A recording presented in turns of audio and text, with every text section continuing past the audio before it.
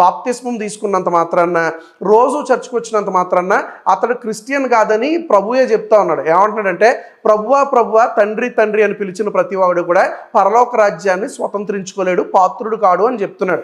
ఈ మాట ఎందుకు చెప్తున్నాడంటే, నేను బాప్తిస్మం తీసుకున్నాను కదా, నేను దేవుని దగ్గరికి వెళ్ళిపోతాను, నేను చర్చ్కి వెళ్తున్నాను కదా, దేవుని దగ్గరికి వెళ్ళిపోతానంటే you are not original Christian. ఒక మాటలో చెప్పాలంటే, a person who follows Christ is called Christian. దేవుడు ఎవరు అంటే, దేవుడు ఒకడే ఉన్నాడు, దేవుడు పుట్టాడు, పుట్టినవాడు దేవుడు కాదు, దేవుడు మరణించాడు, మరణించేవాడు దేవుడు కాదు, దేవుడు సృష్టిలో లేడు, సృష్టిలో ఉన్నది ఏది దేవుడు కాదు, నా కంటికి కనిపిస్తుంది ఏది దేవుడు కాదు.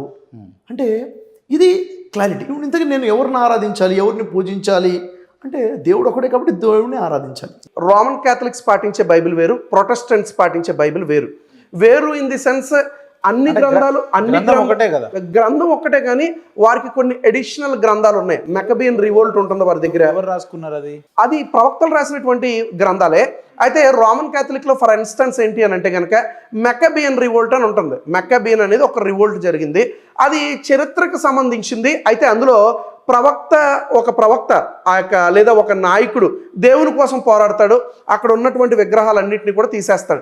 దేవునికి అత్యంత అసహ్యమైనది ఏంటంటే పంది, చాలా అసహ్యమైనది. ఇప్పటికీ కూడా యూదులు పందిని అసహించుకుంటారు, అందుకే ఇప్పటికీ కూడా ముస్లిమ్స్ పందిని అందుకే అసహించుకుంటారు. మరి సబ్జెక్ట్ డైవర్ట్ అవుతుందన్న. నేను ఏమంటున్నా అంటే, క్రైస్తవులు పాటించే గ్రంథం వేరు, రోమన్ క్యాథలిక్స్ పాటించే గ్రంథం వేరు అని చెప్పారు. వేరు అంటే ఇప్పుడు ఉదాహరణకు మేము ఉన్నాం అనుకోండి, మా రామాయణం ఉంది, మా కెమెరామ్యాన్ శివుని నమ్ముతాడు, ఇంకో కెమెరామ్యాన్ రాముని నమ్ముతాడు. శివుని నమ్మిన కెమెరామ్యాన్ కోసం వేరే గ్రంథం ఉండదు రామాయణం. రామాయణం అంటే అన్ని ఎల్లమని నమ్మే వ్యక్తులకు కూడా ఒకటే రామాయణం ఉంటుంది, శివుని నమ్మే వ్యక్తులకు కూడా ఒకటే రామాయణం. మా దాంట్లో గ్రంథాలలో చేంజ్ ఉండదు. అది మీ దగ్గరికి ఎందుకు వచ్చింది అంటున్నా. ఇప్పుడు మీరు అడిగిన దానికి మీ దానిలోనే, మీ ప్రశ్నలోనే జవాబు ఉంది. ఏంటి అని అంటే కనుక రామాయణం ఒక్కటే అని మీరు అన్నారు. వేరే ఇంటర్వ్యూలో కూడా ఇదే క్వశ్చన్ వచ్చింది. నేను అంటున్నాను, రామాయణంలో చాలా రకాలు ఉన్నాయి, రామాయణంలో అనేక రకాలు ఉన్నాయి. మీరు ఒరిజినల్ వాల్మీకి రామాయణం అని అంటారు. రామాయణం కేవలం వాల్మీకి మాత్రమే రాశాడా అని అంటే కనుక తులసీదాస్కి సంబంధించిన రామాయణం కూడా ఉంది, ఇంకా రకరకాల రామాయణాలు ఉన్నాయి. రామాయణం ఒక్కటేనా అంటే కాదు, డిఫరెంట్ వెర్షన్స్ అందులో రావడం జరిగింది. ఇప్పుడు మహాభారతం కూడా చాలా వెర్షన్స్. రామాయణం ఒకటే అయినా రామాయణంలో అది ఏం చెప్తుంది, రామాయణ గ్రంథం ఏం చెప్తుంది, విధానం ఏందంటున్నావు. ఎసెన్స్ ఒక్కటే, అయితే రైటింగ్స్ రాసే విధానము అందులో కొన్ని రాతలు మారిపోతుంటాయి. ఒరిజినల్ ఏది ప్రామాణికం అని అంటే కనుక మీరు ఏమంటారు, వాల్మీకి రామాయణం మాకు ప్రమాణం, వేదవ్యాసుడు రాసిన యొక్క అదే మాకు ప్రమాణం అని చెప్తారు. మీరు ఒరిజినల్ రామాయణం ఏదంటే వాల్మీకి అంటారు, ఒరిజినల్ భారతం ఏదంటే వేదవ్యాసుడు అని చెప్తారు.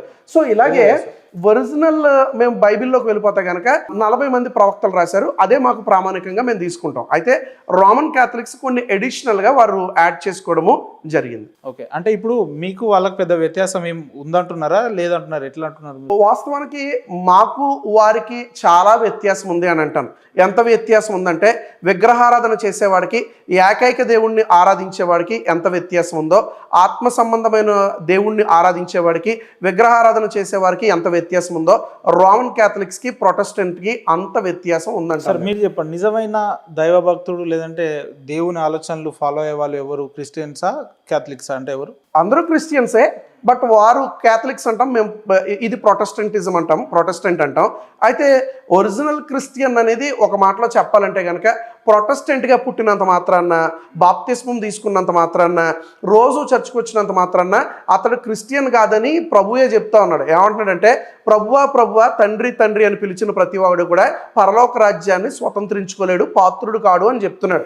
ఈ మాట ఎందుకు చెప్తున్నాడంటే, నేను బాప్తిస్మం తీసుకున్నాను కదా, నేను దేవుని దగ్గరికి వెళ్ళిపోతాను, నేను చర్చ్కి వెళ్తున్నాను కదా, దేవుని దగ్గరికి వెళ్ళిపోతానంటే you are not original Christian. ఒక మాటలో చెప్పాలంటే, a person who follows Christ is called Christian. కానీ దేవుడిని నమ్మితే స్వర్గానికి వెళ్తారు, యేసుప్రభుని నమ్మితే స్వర్గానికి వెళ్తారని మీ పాస్టర్లు చెప్తారు కదా, మీరేంది నమ్మినంత మాత్రాన అందరూ గొప్ప వాళ్ళని చెప్పడానికి లేదంటున్నారు. నేనే కాదు, మీరు ఏ పాస్టర్ని అడిగినా వారు చెప్తారంటే, ఖచ్చితంగా యేసుక్రీస్తుని నమ్మితేనే మనం పరలోకం వెళ్తాం, నమ్మకపోతే నరకానికి వెళ్తామని అందరికీ కూడా బైబిల్ ప్రకారంగా తెలుసు. ఈ మాట మీకు ఇబ్బందిగా అనిపించినా, ఈ మాట కరెక్ట్ కాదండి, మరి మేము అందరం నరకానికి పోతామా అని మీరు అనుకున్నా అనిపించినా, ఇది వాస్తవం. బైబిల్ ప్రకారం అయితే ఇది వాస్తవం. కానీ వాస్తవం అని అంటున్నారు, ఓకే. కానీ ఇప్పుడు మళ్ళీ మీరేమన్నారు, ప్రభు అన్నంత మాత్రాన నిజమైన భక్తుడు కాదు, నిజమైన అంటే దాని మళ్ళీ ఇంకెట్లా అంటే దేవుని నమ్మగానే ఎట్లా స్వర్గానికి పోతాడు, ఎట్లా ఈ లాజిక్ నాకు అర్థం కాలేదు. నమ్మినంత మాత్రాన కాదు, నమ్మి బాప్తిస్మం పొందినవాడు అంటాడు ప్రభు. నమ్మి బాప్తిస్మం పొందినవాడు రక్షింపబడును అంటే ప్రభువుని నమ్మాలి, ఆయన వెంబడించాలి.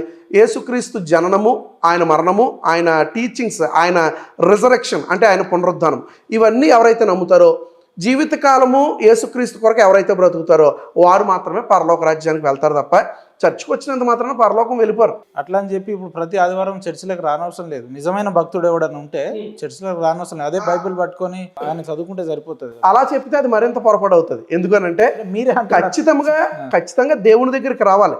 కానీ దేవుని దగ్గరికి వచ్చి అంటే మనిషిని పుట్టించింది దేవుడే, మనిషికి ఆహారాన్ని దానికి ఆధారం ఉందా అంటే బ్రదర్ షఫీ ఏం చెప్తాడు? ఆధారాలంటే మనకి ధార్మిక గ్రంథాలు ఉన్నాయి, ఖురాన్ ఉంది, బైబిల్ ఉంది, వేదాలు ఉన్నాయి, ఉపనిషత్తులు ఉన్నాయి, భగవద్గీత ఉంది. ఈ గ్రంథాల పరిశీలన చేస్తే అన్ని గ్రంథాల వెలుగులో మనకు తెలిసే విషయం ఏంటంటే సృష్టికర్త ఉన్నాడని, దేవుడు ఒకడే ఉన్నాడని, ఆ దేవుడే మనందరినీ పుట్టించాడని, ఆ దేవుడి చేతిలోనే మన మరణం కూడా రాసి పెట్టుందని అన్ని గ్రంథాలు చెప్తున్న విషయమే. విన్నారా? అంటే మనల్ని మరణం ఇచ్చేవాడే దేవుడు. అంటే దేవుడు అంటే మరణించేవాడు కాదు, మరణాన్ని ప్రసాదించేవాడు, మరణాన్ని ఇచ్చేవాడు. అవునా లేదా? ఇంకా మూడో విషయం, ఇంతకీ ఆ దేవుడిని నేను చూడగలుగుతానా? దేవుడు ఒకటే కదా, ఆయన పుట్టుకోలేదు, ఆయనకు మరణం లేదు. ఆ దేవుడిని నేను చూడగలుగుతానంటే ఆ దేవుడిని నేను చూడలేను. ఎందుకని? చూడండి, ఈ సమస్త సృష్టిని సృష్టించిన ఆ సృష్టికర్తన దైవము సృష్టికి బయట ఉన్నాడు. అక్షరం బ్రహ్మ పరమం అన్నారు. క్షరము కానటువంటి బ్రహ్మ సృష్టికర్త పరమందు ఉన్నాడు. అంటే సృష్టికర్త ఎక్కడున్నాడు? పరమందు ఉన్నాడు. నేను ఎక్కడున్నా? ఏ లోకంలో ఉన్నాను. నేను ఆ సృష్టికర్తను చూడలేను. అంటే ఈ సృష్టిలో ఉన్నది ఏది కూడా సృష్టికర్త కాదు, ఇది సృష్టి. అంటే నేను చూస్తున్నది ఏది కూడాను సృష్టికర్త నా దేవుడు కాదు, ఈ సృష్టినే నేను చూస్తున్నాను. అంటే నా కంటికి కనిపిస్తుంది ఏది కూడా దేవుడు కాదు, ఈ సృష్టిలో ఉన్నది ఏది కూడా దేవుడు కాదు. అంటే నేను నమ్ముతున్న విషయం అంటే దేవుడు ఎవరు అంటే దేవుడు ఒకడే ఉన్నాడు, దేవుడు పుట్టాడు, పుట్టినవాడు దేవుడు కాదు, దేవుడు మరణించాడు, మరణించేవాడు దేవుడు కాదు, దేవుడు సృష్టిలో లేడు, సృష్టిలో ఉన్నది ఏది దేవుడు కాదు, నా కంటికి కనిపిస్తుంది ఏది దేవుడు కాదు. అంటే ఇది క్లారిటీ. ఇప్పుడు ఇంతకీ నేను ఎవరిని ఆరాధించాలి, ఎవరిని పూజించాలి అంటే దేవుడు ఒకడే కాబట్టి దేవుడిని ఆరాధించాలి. ఏ పేరు? సృష్టికర్తనే ఆరాధించాలి. పేరు, దేవుడి పేరు ఏంటంటే తెలుగు భాష మాట్లాడుకుంటే దేవుడు, ఇంగ్లీష్ భాష మాట్లాడుకుంటే గాడ్, అరబీ భాష మాట్లాడుకుంటే అల్లా. ఎలా? ఇప్పుడు ఉదాహరణకి ఒక బాటిల్ ఉంది, దాహంగా ఉంది, ఏం తాగాలంటే నీళ్లు తాగాలి అంటావు. ఏ భాషలో? తెలుగు భాషలో. హిందీలో చెప్పాలంటే పానీ అంటాం. అది ఇంగ్లీష్లో చెప్పాలంటే వాటర్ అంటాం. వాటర్ అయినా పానీ అయినా నీళ్ళైనా ఒకటే. నేను నీళ్ళే తాగుతాను, నేను వాటర్ తాగను అంటే అది నా ఫూలిష్నెస్. అలాగే ఏ దేవుడు అంటే తెలుగులో అయితే దేవుడు, ఇంగ్లీష్లో అయితే గాడ్, అరబీలో అయితే అల్లాహ్. ఇది అరబీ భాష. అంటే అల్లా అంటే ఏంటి? ఆరాధనకు అర్హుడు. గాడ్ అంటే ఏంటి? సృష్టికర్తని గాడ్ అంటున్నాము. దేవుడు అంటే దేవుడు. ఏ దేవుడు? ఎప్పుడు ఏ దేవుడు అంటాము? దేవుళ్ళు ఇద్దరు, ముగ్గురు, నలుగురు ఉంటే ఎవరు అంటాము? ఒకడే కదా. ఒకడే ఉన్నప్పుడు ఇంకే దేవుడు అన్న ప్రశ్న లేదు. సృష్టికర్త ఒకడే ఉన్నాడు. ఎవరైనా పుట్టనివాడు, మరణం లేనివాడు, కంటికి కనబడనివాడు, సృష్టిలో లేనివాడు, మనందరినీ పుట్టించినవాడు సృష్టికర్త. అందుకే చూడండి, మన సాయిబాబా వారు ఉన్నారు. సాయిబాబా వారు దేవుడి గురించి ఏం చెప్పారు మనకి? ఏం చెప్పారు? సబ్కా మాలిక్ ఏక్ హై అన్నారు అని పైకి చూపిస్తున్నారు. ఏడు అందరికీ దేవుడు ఒకడే ఉన్నాడు, ఆయన పైన ఉన్నాడు అని చెప్పారు. అవునా లేదా? సాయిబాబా దగ్గరికి చాలామంది వచ్చేసి, బాబా మేము కష్టాల్లో ఉన్నాము, మేము నష్టాల్లో ఉన్నాము, మా కష్టాలు దూరం చేయమని అడిగినప్పుడు బాబా వారు ఏం సమాధానం చెప్పారు? నేను స్వయంగా కష్టాలు ఉన్నప్పుడు పైన ఉన్న దేవుడికి నా కష్టాలు చెప్పుకుంటాను, ఆయన నా కష్టాలు దూరం చేస్తాడు. మీరు కూడా ఆయనకే మీ కష్టాలు చెప్పుకోండి, దుస్తులు మార్చినట్లుగా దేవుళ్ళని మార్చబాకండి, సబ్కా మాలిక్ ఏక్ హై అని చెప్పారు. అంటే సాయిబాబా వారి మాటని వింటే మనకు మెచ్యూరిటీ వస్తుంది. సాయిబాబా వారిని అర్థం చేసుకుంటే మనకు జ్ఞానం వస్తుంది. ఏంటది? దేవుడు ఉన్నాడని నమ్మాలి, దేవుడు ఒకడే ఉన్నాడని నమ్మాలి, దేవుడు పైన ఉన్నాడని నమ్మాలి, ఆయనకే కష్టాలు చెప్పుకోవాలి, దేవుడికే, ఆయన్నే ఆరాధించాలి. ఈ క్లారిటీ వస్తుంది. అవునా లేదా? ఓకే. రామాయణం జరిగిందా అంటే ఏం చెప్తారు? రామాయణం జరిగిందంటే స్పష్టంగా నాకు తెలియదు, కానీ రామాయణం ఉంది, దాంట్లో ఒక చరిత్ర ఉంది. రాముడు అనే ఒక గొప్ప రాజు ఉన్నారు, రాముడు అనే గొప్ప పుణ్యపురుషుడు ఉన్నాడు. అవునా లేదా? ఇది కంప్లీట్గా కళ్ళ కట్టినట్టుగా ఒక చరిత్ర కనిపిస్తుంది. గ్రంథాల ప్రకారంగానా లేకపోతే? నేను పుట్టింది 1980లో, అప్పటి నుంచి నాకు తెలుసు తప్ప అంతకుముందు చరిత్ర నాకు తెలియదు కదా. గ్రంథం ప్రకారంగా ఉంది కదా.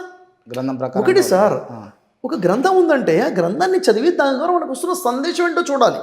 అవునా కదా? అంటే ఇప్పుడు నేను ఆ రామాయణం గురించి ఎందుకు అడిగినానంటే, కొంతమంది అంటే రావణుడు అనే వ్యక్తి దళిత వర్గానికి చెందిన వాళ్ళు కాబట్టి రావణుణ్ణి అవహేళన చేస్తూ కావాలని అట్లా చిత్రీకరించి రామాయణం చిత్రీకరించారని చెప్పేసి అంటుంటారు కొంతమంది. ఇది వాస్తవమా? ఒక విషయం ఏంటంటే సార్, అసలు ఈ మతాలని కులాలని నేను నమ్మనండి. ఇవన్నీ మనం పెట్టుకున్న కులాలు మతాలు ఇవన్నీ కూడా వ్యక్తి ఆ వ్యక్తి చేసే పనిని బట్టి, ఆ వ్యక్తి యొక్క వ్యక్తిత్వాన్ని బట్టి గొప్పవాడా తక్కువవాడా అన్నది. ఈ కులాలు మతాలన్నీ కూడా మధ్యలో వచ్చినవి, అది వాస్తవం కాదు. అది వాస్తవానికి చెప్పాలంటే రామాయణం ద్వారా మీరేం నేర్చుకున్నారు, మీకేం అర్థమైందంటే అది అడగండి, నేను చెప్తాను. అంటే రామాయణం ఉందా? ఉంది. దాని ద్వారా మీరు నేర్చుకున్నారా? చాలా విషయాలు నేర్చుకున్నాను. అవునా లేదా? ఒక దాంట్లో ఉన్న చెడుని చూడకూడదు దేంట్లో కూడా. ఒకవేళ నీకు కనిపించినా కానీ, ఉందని నేను చెప్పట్లేదు, ఉన్నా కానీ నీకు కనిపించినా అది తీసుకొని ఈ కాంట్రవర్సీ గురించి డిస్కస్ చేయడం వల్ల మనకేం లాభం లేదు కదా. అవునా లేదా? కాబట్టి ఎక్కడైనా ఇది ఉందంటే మన జీవితం చిన్నది. ఆ చిన్న జీవితంలో ఎక్కడే ఉందో తీసుకుని నేర్చుకుని ముందుకెళ్ళిపోలే తప్ప అక్కడ నిలబడి దాన్ని కాంట్రవర్సీ చేసి మాట్లాడడం వల్ల మనకి ఏ లాభం లేదు అసలు. ఓకే, మీరు ఏం నేర్చుకోరంటే ఏం చెప్తారు మీరు రామాయణం నుంచి? రామాయణం నుంచి నేనేం నేర్చుకున్నానంటే చూడండి, ఇప్పుడు రాములు వారు ఉన్నారు. రాములు వారు లైఫ్ ఎలా లీడ్ చేశారు, ఎంత సహనంగా ఉన్నారు, ఎన్ని కష్టాలు వచ్చినా కానీ ఎలా ఎదుర్కొన్నారు, ఎంత నిజాయితీతో ఉండే ప్రయత్నం చేశారు. అవునా లేదా? ఇప్పుడు రాముల వారి జీవితంలో చూసుకుంటే రామాయణం 7 కాండాల్లో ఉంటుంది. అవునా? 7 కాండాల్లో బాలకాండాన్ని చూసుకున్నట్లయితే అక్కడ రాముల వారు విద్య నేర్చుకోవడం కోసం విశ్వామిత్రుల వారి ఆశ్రమానికి వెళ్ళి అక్కడ విద్య నేర్చుకునే సమయంలో విశ్వామిత్రుడు ప్రతిరోజు రాముల వారు నిద్రలేపేవారు. ఏమని? కౌసల్య సుప్రజరామ పూర్వ సంధ్యా ప్రవర్తతే ఉత్తిష్ట నరశాధూలం కర్తవ్యం దైమానికం ఉత్తిష్ట గరుడధ్వజ ఉత్తిష్ట కమలాకర త్రైలోక్యం మంగళం కురు అని చెప్పేసి మనం విన్నాం. ఇది చూస్తే మనకు క్లారిటీ వస్తుంది. ఉదాహరణ చూసినట్లయితే ఏమంటున్నారు విశ్వామిత్రుల వారు? కౌసల్య సుప్రజ రామ, కౌసల్యకు పుట్టినటువంటి ఓ మంచి పిల్లవాడా రామా అని పిలుస్తున్నారు. ఎప్పుడు? పూర్వ సంధ్యా ప్రవర్తతే, సూర్యుడు ఉదయించే వేళ అవుతుంది. అంటే సూర్యుడు ఉదయించక ముందే విశ్వామిత్రుడు వారు నిద్రలేచి నిద్రపోతున్న బాలుడైన రాముని నిద్రలేపుతున్నారు. ఉత్తిష్ట నిదురలే నరశార్ధుల, నరులలో పులి వంటి వాడా అని అంటున్నారు. కర్తవ్యం దైవమాహినికం, నీ కర్తవ్యం, మన కర్తవ్యం ఏంటి? దైవమాహినికం, దైవాన్ని మహిమపరచడం, దేవుణ్ణి ఆరాధించడము. అంటే పొద్దున్నే లేచి సృష్టికర్తన దేవుణ్ణి మహిమపరచాలి, ఆరాధించాలి, ఇది మన కర్తవ్యం అని విశ్వామిత్రుల వారు రాముల వారు నిద్రలేపారు. రాముల వారు నిద్రలేచారు. రాముల వారు విశ్వామిత్రుల వారు ఇద్దరు కలిసి దేవుణ్ణి మహిమపరిచారు, ఆరాధించారు. అంటే ఇక్కడ మనకు అర్థమవుతుంది ఏంటంటే ప్రతిరోజు పొద్దున్నే మనం లేచిన తర్వాత మొదటి మనం చేయవలసింది మనల్ని పుట్టించిన సృష్టికర్తన దేవుణ్ణి ఆరాధించాలి.